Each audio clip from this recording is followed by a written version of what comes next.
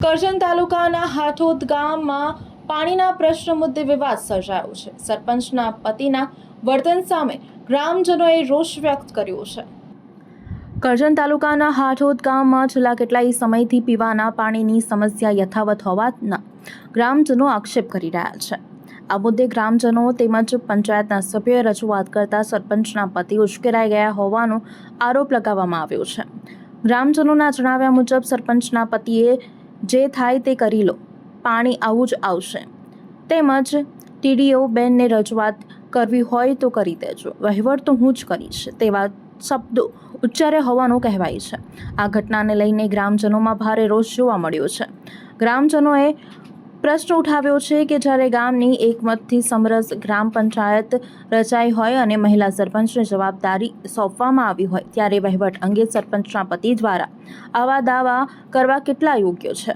હાલ સમગ્ર મામલે ગ્રામજનો દ્વારા સંબંધિત અધિકારીઓ સમક્ષ કાર્યવાહી કરવાની માંગ કરવામાં આવી છે. હવે જોવાનું રહેશે કે તાલુકા અધિકારી આ રજૂઆતને ધ્યાનમાં લઈને કોઈ તપાસ અથવા જરૂરી કાર્યવાહી કરશે કે નહીં. ગત વર્ષ 2025માં અમારી ગ્રામ પંચાયત બક્ષીપંચ મહિલા અનામત હોવાથી અમારે સર્વે ગ્રામજનોએ મળીને સમરસ કરેલ હતી, જેથી કરીને અમારા ગામના ગોસ્વામી શીતલબેન અમિતભાઈ ગોસ્વામીને અમે સરપંચ તરીકે નિમ્યા હતા ગ્રામજનોએ એક થઈને. હવે જ્યારથી પણ આ સરપંચને ઉમેદવારને અમે નિમ્યા છે ત્યારથી સરપંચ મહિલા હોવાથી મહિલા સરપંચ અહીંનું કોઈ પણ જાતનું વહીવટ કરતા નથી, તેમના પતિ વહીવટ કરે છે. હવે વહીવટ તો પતિ કરતા હોય તો એ ગામજનોને કોઈ વાંધો નહોતો, કર્યા કરે કામ થવું જોઈએ આપણે, પરંતુ છેલ્લા 1 વર્ષથી સરપંચ છે છતાં પણ કોઈ પણ જાતનું કામ કરતા નથી ગામનું, તથા મનસ્વી વહીવટ કરે છે. લોકોને પ્રોબ્લેમ હોય પ્રોબ્લેમ કોઈ પણ જાતનો સાંભળતા નથી, પોતાના મનમાં આવે એવા જ કામો કરે છે.